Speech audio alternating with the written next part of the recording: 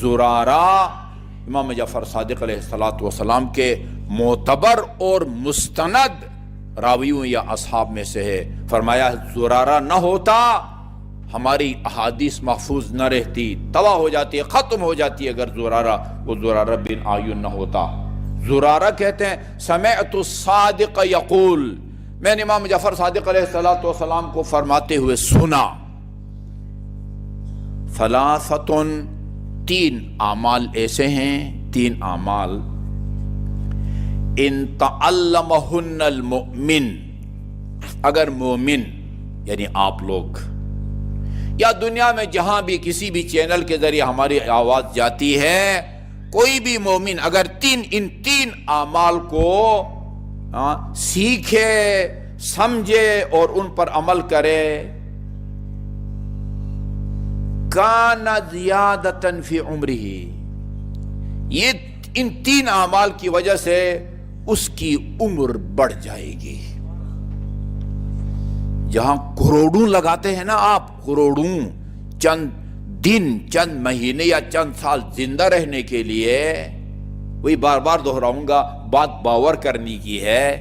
جہاں جو مقصد آپ کروڑوں روپیہ لگا کے حاصل کرتے ہیں، وہ مقصد ایک چھوٹے سے عمل کے ذریعے حاصل ہو رہا ہے، جس کی نشاندہی صادق آل محمد کر رہے ہیں، یا کہیں خدا کر رہا ہے، خدا کر رہا ہے. اچھا، اور کانا زیادتاً فی عمرہ، اس کی طول عمر کا وہ باعث ہیں یہ تین اعمال. دو، وبقاء النعم علیہ ہے، ایک تو عمر لمبی ہو جائے گی، اور دوسرا جو نعمتیں اللہ تعالیٰ نے آپ کو دے رکھی ہے نا، وہ نعمتیں ضائع نہیں ہوں گی. چور نہیں چرائے گا، ڈاکہ نہیں پڑے گا آپ کے گھر کے اوپر، سیلاب کا نظر نہیں ہوگا آپ کا مال مویشی یا آپ کی کھیت وغیرہ وغیرہ. جو بھی مالی نقصان کے اسباب ہوتے ہیں اس دنیا میں اور بہانے ہوتے ہیں، ان سے بندہ محفوظ رہتا ہے. دو چیزوں کا ذکر کیا ہے. لمبی عمر پائے گا وہ آدمی جو تین کام کرے گا، یعنی ان کو سمجھ کے یاد کرے گا. دوسرا یعنی مالی نقصان سے بچے گا. قلت، زرارہ کہتے ہیں وما ہن یا ابن رسول اللہ، وہ تین کام کیا ہیں کہ اگر وہ تین کام کرو تو بندہ عمر بھی لمبی ہو جاتی ہے اور انسان مالی نقصان سے بھی محفوظ رہتا ہے. قالا، یہ روزمرہ کی بات ہے. تطویلہ فی رکوعہ و سجودہ، جب نماز پڑھے اپنے رکوع کو بھی طول دے، سجدے کو بھی طول دے. لوگ سمجھیں گے کہ اس کا اس سے کیا تعلق ہے. لمبا رکوع کرو، لمبا سجدہ کرو تو چور آپ کے گھر میں نہیں لوٹے گا. وہ آپ کا موبائل جو ہے نا، وہ راستے میں کوئی آپ سے وہ نہیں چھینے گا. رکوع کی لمبائی، سجدے کی لمبائی کیا ڈاکو کے ڈاکہ اور چور کی چوری، سیلاب سے کیا تعلق ہے؟ ٹھیک ہے، میں اور آپ اس تعلق کو نہیں سمجھتے مگر خدا سمجھتا ہے. اس کو پتا ہے کہ ان میں کیا ربط اور تعلق ہے. ٹھیک ہے جی. نمبر ایک، تطویلہ فی رکوعہ و سجودہ. البتہ یہ میرے لیے نہیں ہے جو نماز پڑھا رہا ہوں نا. مثلا میں اتنا لمبا رکوع کروں کہ جو مومنین جن کے بیچارے گھٹوں میں تکلیف ہے، کمر کی تکلیف ہوئی، نماز کی حالت میں بد دعا کریں، یہ نہیں ہے. یہ وقت کی بات ہوتی ہے، فرصت کی بات ہوتی ہے، جب اپنے گھر میں آرام سے نماز پڑھ رہے ہیں نا. میں نے کئی دفعہ ذکر کیا ہے، وہاں پتہ نہیں تطویل ہو، یہ اپنے سجدے کو، رکوع کو طول دیتا ہے. اور میں نے کئی دفعہ عرض کیا، شخص کہتا ہے میں نے سید الشہداء امام حسین علیہ الصلوۃ والسلام کو نماز پڑھتے ہوئے دیکھا، آپ نے سجدے میں 60 مرتبہ فرمایا سبحان ربی الاعلی وبحمدہ. گھر میں آپ کی صحت ٹھیک ہو تو لمبا رکوع، لمبا سجدہ، اس کے نتیجے میں کیا ہوتا ہے؟ عمر بھی لمبی ہو جاتی ہے، آپ کا مال بھی نقصانات سے محفوظ رہتا ہے. یہ کوئی عام ایسے محلے گلی کا کوئی مولوی کی بات نہیں ہے. امام جعفر صادق جن کے اقوال، اللہم صلی اللہ محمد و آل محمد، جس کے قول و فعل پر مکتب اہل بیت کی عمارت کھڑی ہے، یہ ان کا فرمان ہے۔ دوسرا،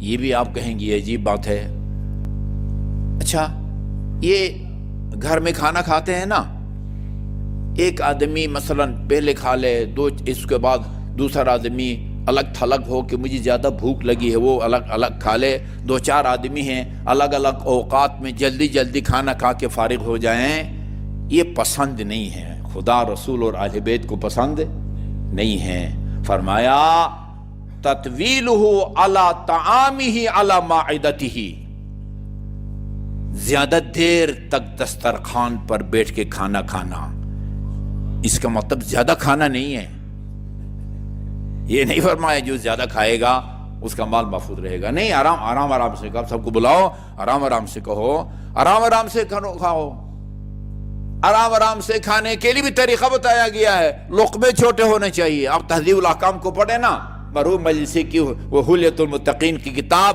ہاں، چھوٹے چھوٹے لقمہ ہو جائیں، اتنا بڑا نہ ہو کہ جبڑوں کے لیے حرکت کرنا مشکل ہو جائے، لقمے چھوٹے ہونے چاہیے، اور خوب چبا کے کھاؤ، آرام کے کھاؤ۔ سارا اہل خانہ افضل الوہا کا بہترین دسترخوان وہ ہے جس پر زیادہ سے زیادہ ہاتھ ہوں، سب اہل خانہ جمع ہو، جی چھوٹے چھوٹے لقمے ہوں، خوب چبا کے کھاؤ، یعنی آپ کے دسترخوان پر کھانے کا دورانیہ لمبا ہونا چاہیے، اس کے نتیجے میں بھی عمر بڑھتی ہے۔ آپ کہیں گے کہ بھئی یہ اس کا کیا تعلق ہے مال کے محفوظ ہونے کا؟ ٹھیک ہے، یہ اس کی وجہ یا تعلق ہے وہ سمجھتا ہے جس نے ہمیں یہ ہدایت دی ہے۔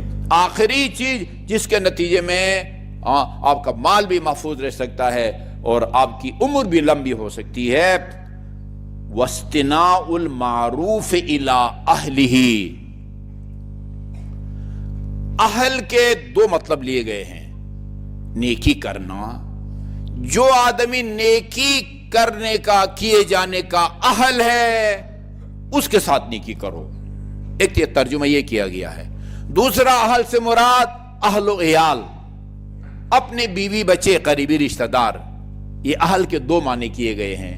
اہل یعنی ہر کوئی معروف کی اہلیت نہیں رکھتا، نہ ہر کوئی آپ کی ہدایت اور آپ کے وعظ و نصیحت کا وہ اہل ہوتا ہے۔ سعدی رحمت اللہ علیہ نے کہا، تربیت نہ اہل را چون گردگان بر گنبدست، وہ نااہل بے اہل افراد کی تربیت، ان کو خدا رسول امام کی بات سنانا ایسا ہے جیسے کسی گنبد کے اوپر اخروٹ کا دانہ رکھو، یا آپ کہیں انڈا رکھو، وہ رکے گا ادھر، فوراً گر جائے گا۔ مطلب یہ کہ جو اہل ہے نا معروف اور نیکی کا، اس کے ساتھ اگر اہل کا مطلب اہلیت ہونا، اہلیات، صلاحیات، اس قابل ہونا، یا اہل کا دوسرا مطلب یہ ہو سکتا ہے کہ بھئی آپ کا جو اہل خانہ ہے، بیوی بچے ہیں، ان کے ساتھ نیکی کے ساتھ پیش آؤ۔ یہ تین کام، سجدے کو، رکوع کو طول دینا، وہ دسترخوان پر کھانے کا جو دورانیہ ہے اس کو وہ طولانی کرنا، اور اہل معروف یا ان لوگوں کے ساتھ نیکی کرنا جو اس قابل ہیں کہ ان کے ساتھ نیکی کی جائے، اور دوسرے ترجمے کے مطابق اپنے اہل و عیال کے ساتھ نیکی کرنا۔ اس کے نتیجے میں یہ مقصد حاصل ہوتے ہیں جس کے لیے آپ دنیا میں کروڑوں روپیہ لگانے سے دریغ نہیں کرتے ہیں۔